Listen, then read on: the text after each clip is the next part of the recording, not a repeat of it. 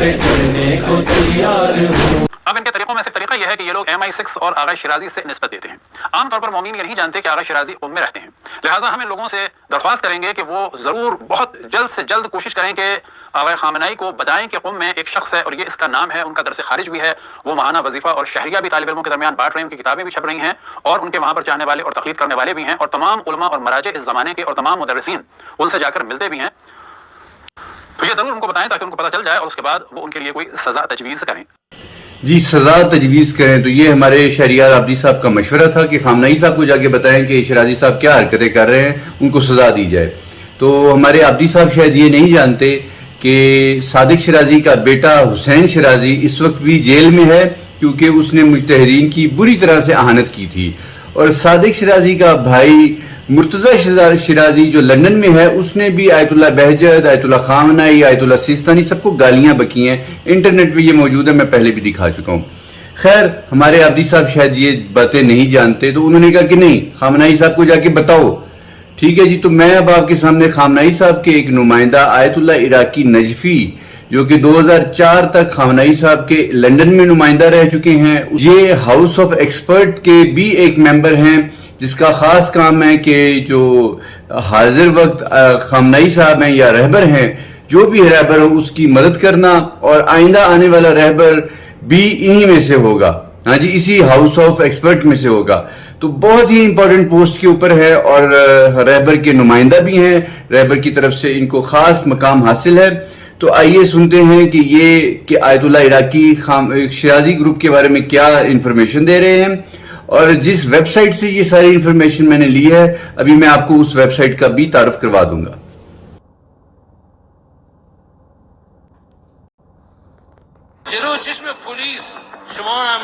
برطانوی حکومت کیوں تمہیں اس طرح سے امتیاز دے؟ کیوں تمہیں اجازت دے کہ تم لوگ پولیس کی آنکھوں کے سامنے لندن میں ایرانی سفارت خانے پر حملہ کرو اور سفارت خانے کی بے حرمتی کرو؟ برطانوی پولیس خاموش تماشائی کھڑی رہے، جبکہ میں اچھی طرح جانتا ہوں کہ لندن پولیس جہاں کہیں بھی کوئی حادثہ رونما ہوتا ہے تو 1 سے 2 منٹ میں حادثے کی جگہ پر پہنچ جاتی ہے، جبکہ سفارت ایران لندن کے حساس ترین علاقے میں واقع ہے.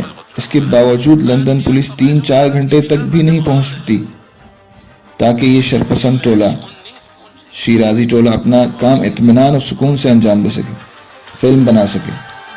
اور آخرکار پولیس آئی بھی تو اور کچھ لوگوں کو گرفتار کیا بھی تو انہیں آزاد کر دیا. کیا یہ وہی معنی نہیں ہے جو ہم کہتے تھے کہ تم لوگ برطانوی ایجنٹ ہو؟ عزیزان، یہ خطرہ جو آج ہمارے معاشرے کو لاحق ہے، جو تمام خطرات سے زیادہ اہمیت کا حامل خطرہ ہے، اور تشیع کی طویل تاریخ میں ہم کبھی ایسے خطرے سے دوچار نہیں ہوئے تھے، اور وہ خطرہ شیعہ مرجعیت میں تحریف کا خطرہ ہے، اور مرجعیت کی ایک جدید ساخت کا بدعت بن جانا ہے جو شیعہ اصولوں اور بنیادوں سے مکمل متضاد اور متصادم ہے. ہمارے علماء اور مراجع ہمیشہ ریاست گریز تھے، جبکہ کچھ عرصے سے ایک جعلی مرجعیت بن گئی ہے کہ یہ لوگ بڑی بڑی رقوم سے جو نہ جانے کہاں سے لاتے ہیں. مرجعیت شیرازی، ان لوگوں کو جب سے ہم جانتے ہیں، انہوں نے ہمیشہ اپنے زمانے کی مرجعیت کے خلاف اور تشیع کی فقاہت اور مرجعیت کے خلاف کام کیا ہے. ایک وقت تھا جب مرحوم آیت اللہ حکیم، جو پوری جہاں تشیع کے متفقہ مرجع تھے، یہ لوگ آقا حکیم کے ساتھ جھگڑ پڑے، سختی کے ساتھ، بلکہ شیعوں کے ہر اس رہبر کے ساتھ جس نے حقیقی تشیع کا راستہ اختیار کیا. یہ لوگ ابتدا ہی سے اس کے خلاف رہے ہیں.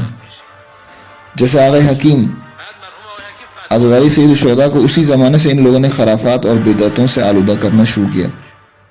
یہ میں 50-55 سال پہلے کی بات بتا رہا ہوں، جب ہم لوگ چھوٹے ہوتے تھے.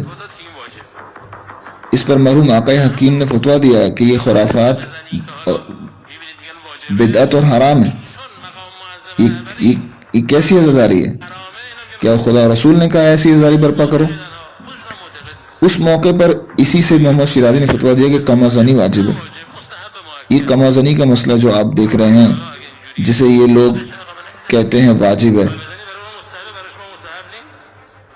کیونکہ رہبر معظم نے اسے حرام قرار دیا ہے، اس لیے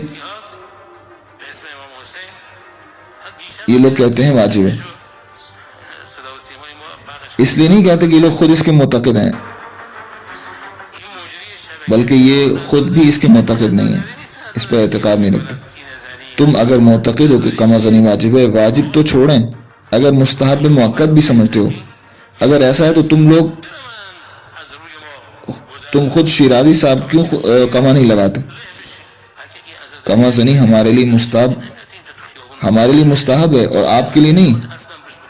یہ جو امام حسین ٹی وی چینل ہے، جو ایک برطانوی چینل ہے امام حسین کے نام پہ، اس نے کچھ عرصے قبل ایک کلپ چلایا تھا، اس میں اینکر پرسن کہتا ہے کہ یہ جو عزاداری عام طور پر لوگ کرتے ہیں، یہ تو عزاداری نہیں ہے، سینہ زنی وغیرہ فقط۔ عزاداری کیا ہے ہم آپ کو بتاتے ہیں۔ ہندوستان میں بعض لوگ عزاداری کرتے ہیں، زمین پر لیٹ جاتے ہیں اور کہتے ہیں کہ گھوڑوں کو ہمارے اوپر سے گزار دو، ہمارے اوپر گھوڑے دوڑا دو تاکہ ہم بھی پامال سم اسبہ بن جائیں۔ سوال، اگر یہی حقیقی عزاداری ہے تو پھر یہ سید صادق شیرازی خود کو کیوں نہیں آتا تاکہ سڑک پر لیٹ جائے اور ہم حاضر ہیں جتنے بھی گھوڑے ہیں سب ان کے اوپر سے گزار دیں؟ اگر آپ کی نظر میں یہ عزاداری ہے تو آپ خود کیوں نہیں اسے انجام دیتے؟ اچھے کام تو پہلے اوپر بیٹھے ان بڑوں کو کرنا چاہیے، کیونکہ تم وہ خود نہیں کرتے ہو، اور فقط ان کا ہدف یہ ہے کہ جہان تشیع میں ایک نیا فرقہ وجود میں لائیں، اور اس فرقہ جدید میں کس کا حکم چلے؟ ایک شخص کا حکم چلے جس نے نہ درس پڑھا ہے اور نہ معلومات رکھتا ہے، بلکہ فقط ایک ایسا موجود ہے جو ہوائے نفس کا پجاری، جاہ پرست، ریاست پرست اور عوام کو دھوکہ دینے والا ہے۔ اس شیرازی فرقے کی ماہیت عوام فریبی اور جاہ طلبی پر مبنی ہے، اس کے علاوہ کچھ نہیں ہے۔ 60 سال سے ہم دیکھ رہے ہیں کہ یہ لوگ کیسے کام کرتے ہیں۔ چند سال پہلے میں نے اس گمراہ فرقے کے خطرے سے آگاہ کیا ہے کہ یہ لوگ ایک خطرناک ہیں، لیکن کسی نے توجہ نہیں دی۔ اب پتہ چل رہا ہے کہ یہ لوگ کیسی مخلوق ہیں۔ ہم جو کہتے ہیں کہ یہ لوگ برطانوی ایجنٹ ہیں، یہ محض پروپیگنڈا نہیں ہے۔ کچھ عرصے پہلے ایک دینی طالب علم میرے پاس آیا اور بولا کہ سنا ہے کہ آپ پچھلے زمانے میں ان کے ساتھ دوستی تھی آپ کی۔ تو میں نے کہا بہت سے لوگ ان کے دوست تھے، ہماری کسی سے کوئی ذاتی دشمنی تو نہیں ہے، البتہ ہم نے انہیں پہچان لیا ہے کہ یہ کیسے لوگ ہیں۔ یہ لوگ جہان تشیع میں ایک متبادل مرجعیت ایجاد کر رہے ہیں، اور اس متبادل اور ڈمی مرجعیت میں حقیقی مرجعیت کے لیے کوئی گنجائش نہیں ہے۔ مرجعیت کو شیرازی خاندان اور ان کی اولادوں میں محدود کرنا چاہتے ہیں، بالکل ویسے ہی جیسے سعودی بادشاہت ہے۔ جب ایک بادشاہ مرتا ہے تو پہلے سے اپنے جانشین کو مقرر کر دیتا ہے۔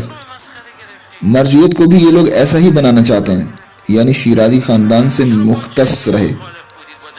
سید محمد شیرازی کو چلو مان لیا مجتہد تھے، صادق شیرازی تم کہاں سے مجتہد بن گئے؟ تم نے کہاں سے درس پڑھا ہے؟ تمہارا استاد کون ہے؟ کس کے سامنے زانو ادب طے کیا تم نے؟ لگتا ہے گویا یہ لوگ ماں کے پیٹ سے ہی مجتہد بن کر پیدا ہوتے ہیں، اور یہ میں مبالغہ نہیں کر رہا ہوں، ان کے بچے بھی فتویٰ دیتے ہیں۔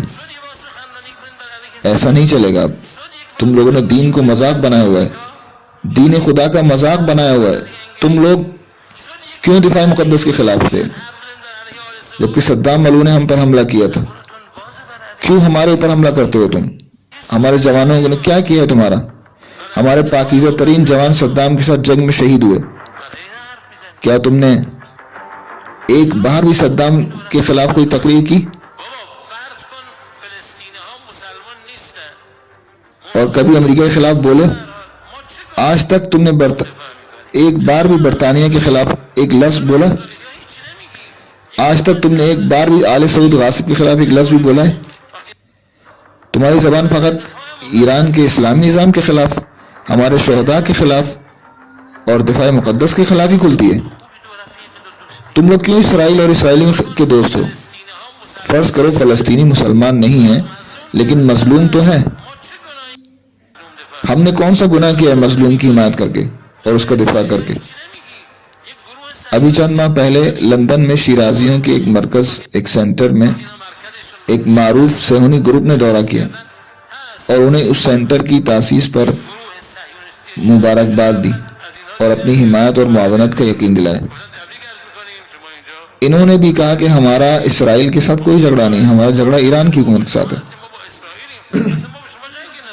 یہ لوگ تشیع کو جو 1400 سال سے طاغوتی اور یزیدی طاقتوں کے خلاف رہی ہے، جس کی پہچان فقہا و مراجع کی تقوی و پرہیزگاری، ریاست گریزی، جہاد اور شب زندہداری رہی ہے اور پروان چڑھتی ہے، یہ لوگ اسے طاغوتوں کی آماجگاہ بنانا چاہتے ہیں تاکہ لوگ کہیں برطانوی پیروکار شیعہ۔ امیر المومنین علیہ السلام کی پیرو تشیع کو یہ لوگ چاہتے ہیں کہ معاویہ اور یزید کی پیرو تشیع کے لیے پیرو بنا دیں۔ ان سے بڑا خطرہ اور کوئی نہیں ہے۔ یہ خطرہ منافقین، لبرل افراد سے بالاتر ہے۔